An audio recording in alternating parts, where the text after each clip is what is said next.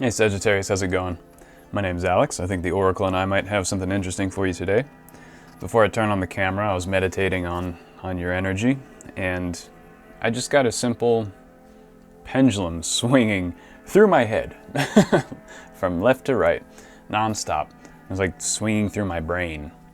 Now, when I think of a pendulum, I just think of natural cycles. When something reaches its extreme, it swings back to the other extreme, over and over again. And this is part of life. You can see this pendulum swing in every aspect of reality, in every aspect of human life, in nature, in society, in everything.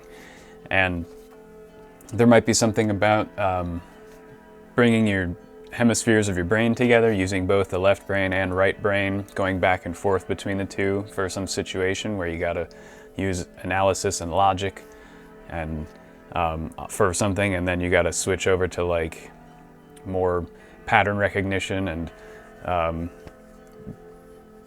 artistic things, and then swing back over to left brain stuff, then back over to right brain stuff, back and forth, and use both of these brain hemispheres and both of these ways of using your consciousness at different times to fully get through a situation, to fully utilize your inner powers and resources to accomplish something. Or maybe you're just being asked to be aware of pendulum swinging and how to navigate pendulum swings. When things happen in our lives, like say we're in a period of abundance for a while, well, the pendulum's going to swing back to scarcity. So we have to know how it doesn't go too far and how we can, avoid total scarcity.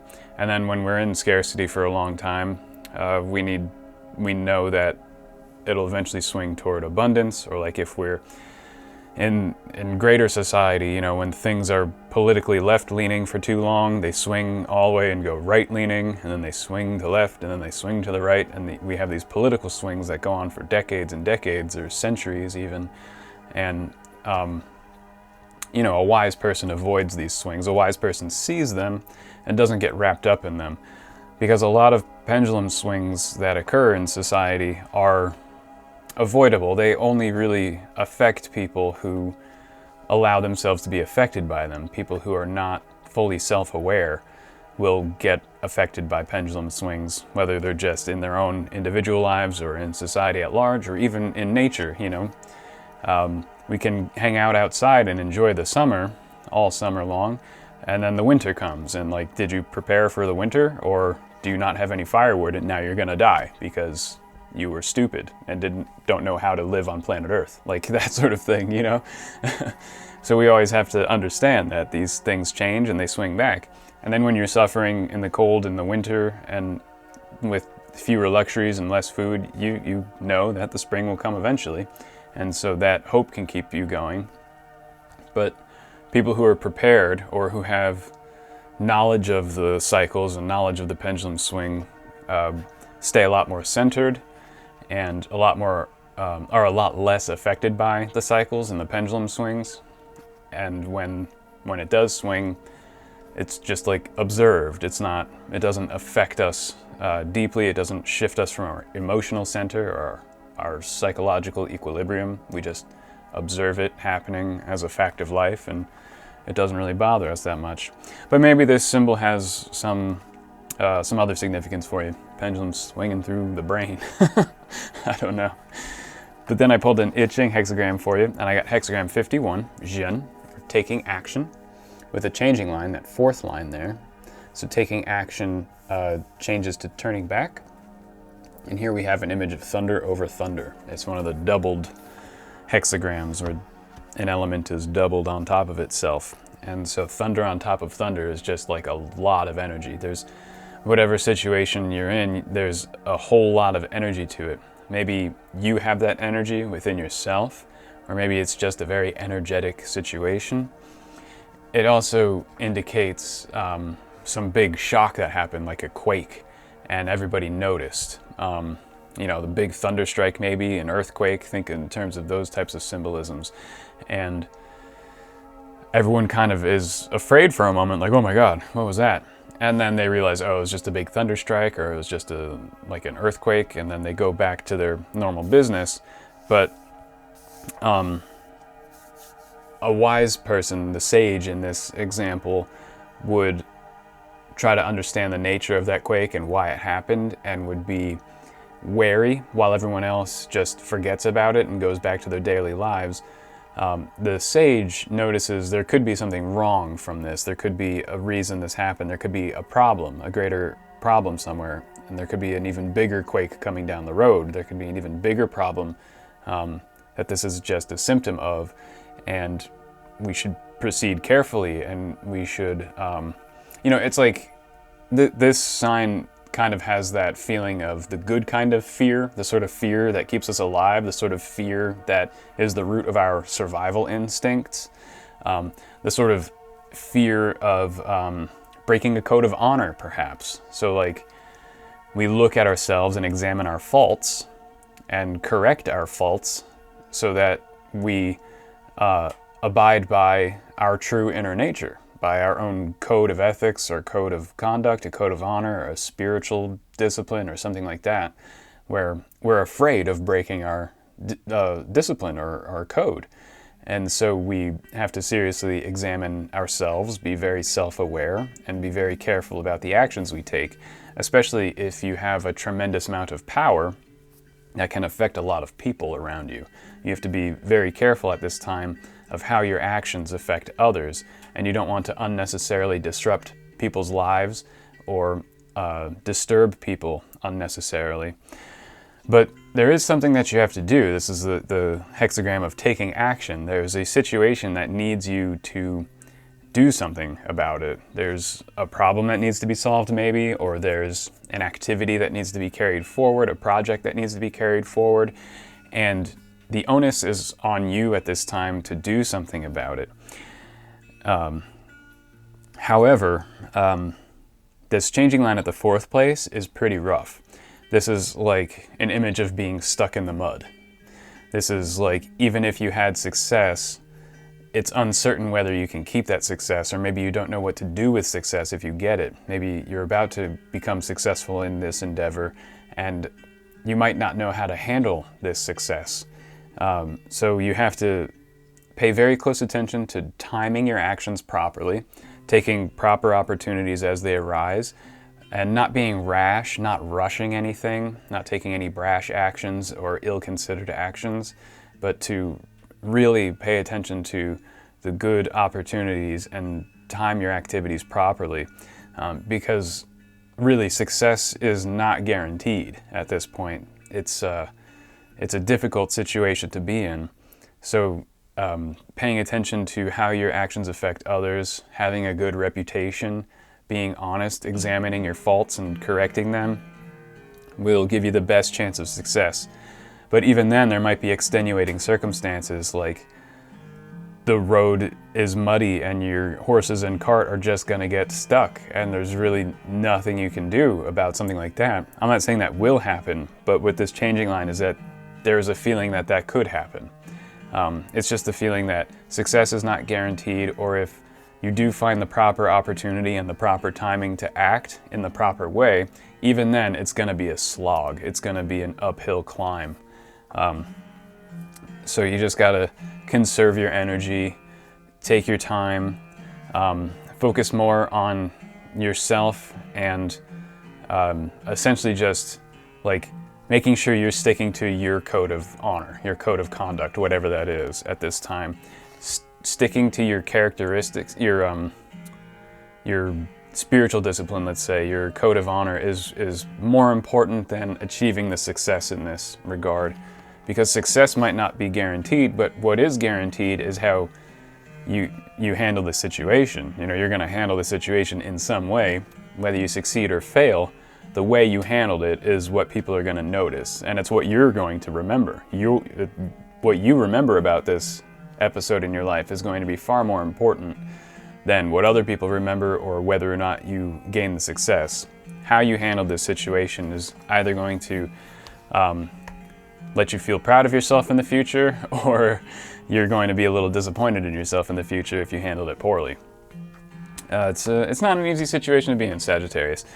So I'm going to spin a coin. It's going to point to one of these 24 symbols, one of these aspects of life, one of these aspects of reality, whichever one the oracle wants us to focus on. We will pull some cards about it and develop this reading further.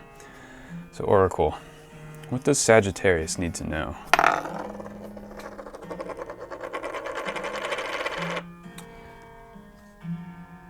So here we have the Queen. It's one of the transcendent symbols I have here near the top of the board.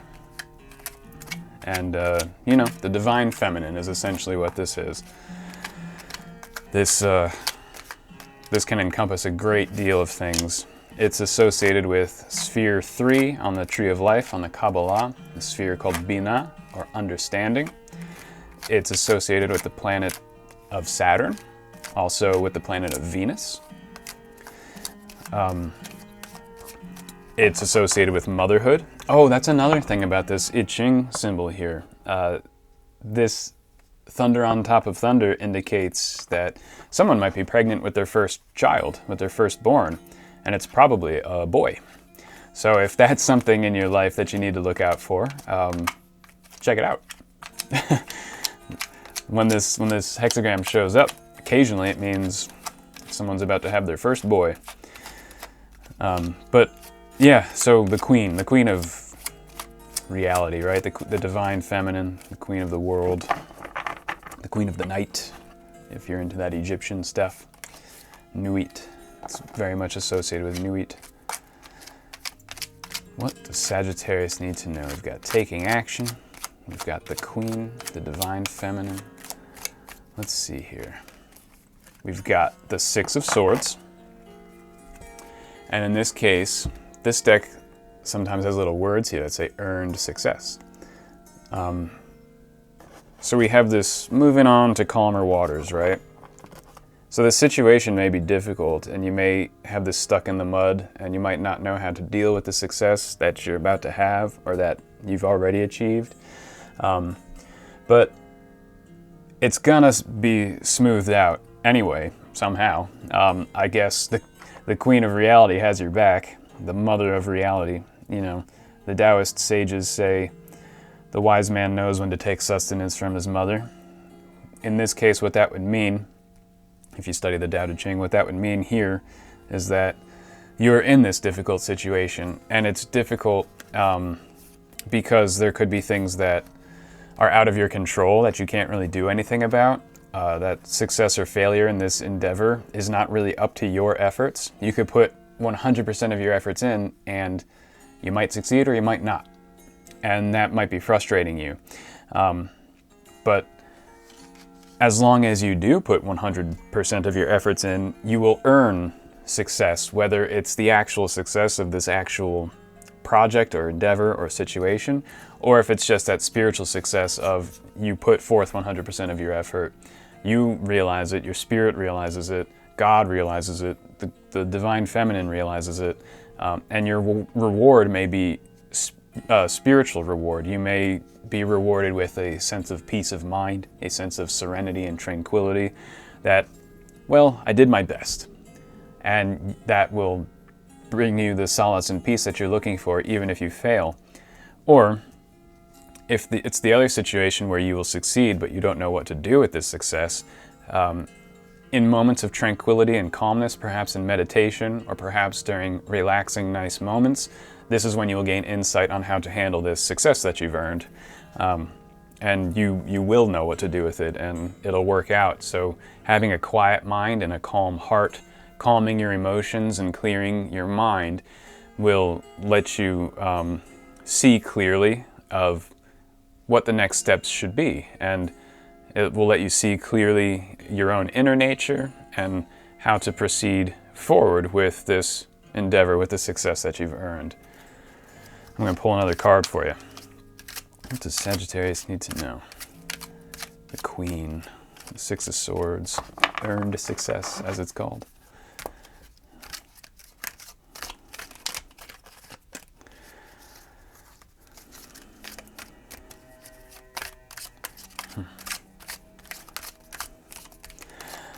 Yeah, you might be responsible for children at this time, some of you, or a family. And that can just be difficult. Maybe you're dealing with teenagers and there's just like, there's only so much you can do to help a teenager. Anyway, we have rage, or furorem in Latin. This is an intense one. That's interesting. The Six of Swords and rage coming out together. So we have these two opposites here.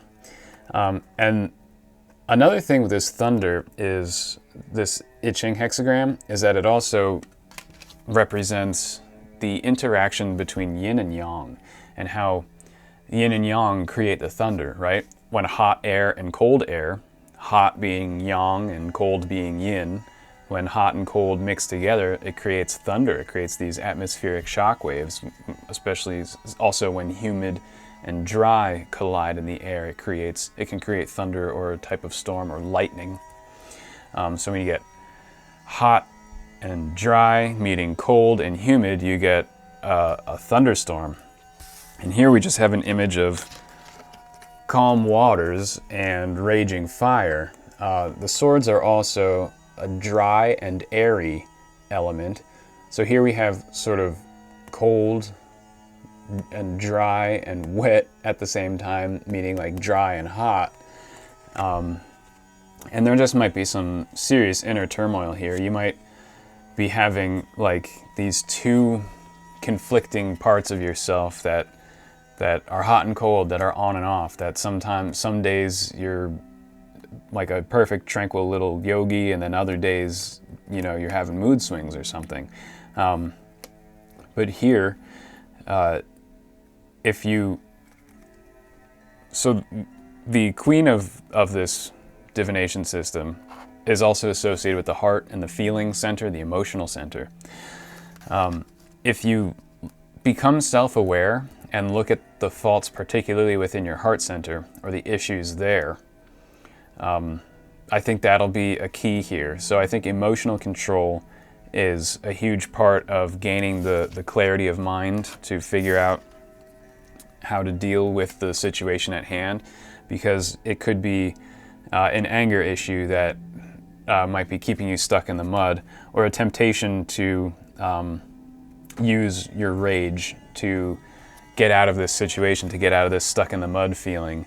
But again, the I Ching here tells us that rash actions will not work when you're stuck in the mud. It's like slow and steady and deliberate actions get your cart out of the mud. If you work too fast and hard, or use like rage or intense, if you don't modulate the thunder, as the Tao Te Ching says, and you just burst it out all at once and you don't hold back, you know, if your horses are stuck in the mud, you'll scare your horses. They could break their legs. Things like that happen when horses get stuck in the mud and they get scared and they wrench their bodies, and that's it for the horse. So modulating this thunder, this tremendous energy you have, you got thunder on top of thunder, not letting it burst out all at once, but doing it little by little, like conserving it, holding it back for the right times and the right moments, letting a little bit out here, really like compressing this energy and using it like really strategically, and letting it fuel like smaller actions, smaller, more steady but powerful actions, instead of just bursting it forth all at once. And regulating the heart and the solar plexus is really how you can achieve that. If you focus on those two centers, even if it's just those two centers of your body and not even the chakras, but bringing your attention to your heart and your solar plexus can help you regulate this energy. So you have this emotional heat and power that wants to explode out in your heart, but your solar plexus regulates it and turns it into useful energy instead of just spasmodic or explosive energy.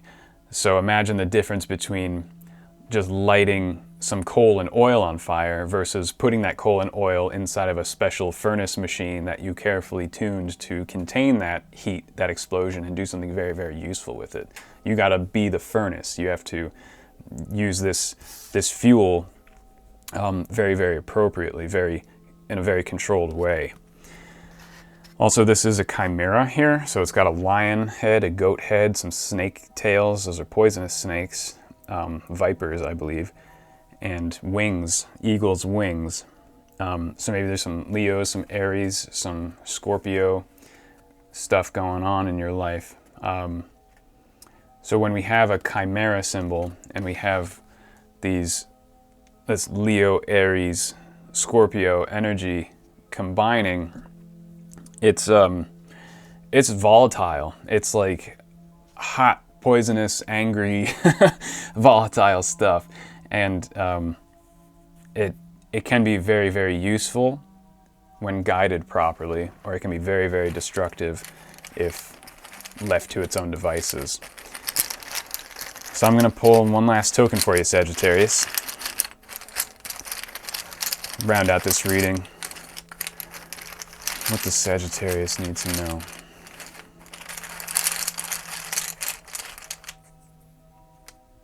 know?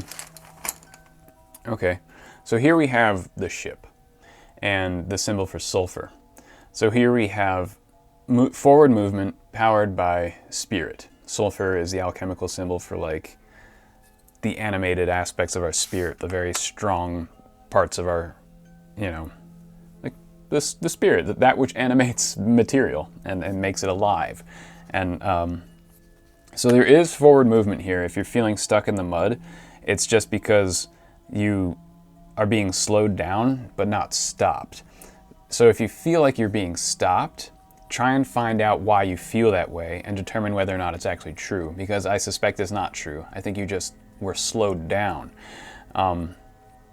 And sometimes being slowed down when it's outside of our control can actually be a blessing in disguise, because it gives us a chance to stop and reflect.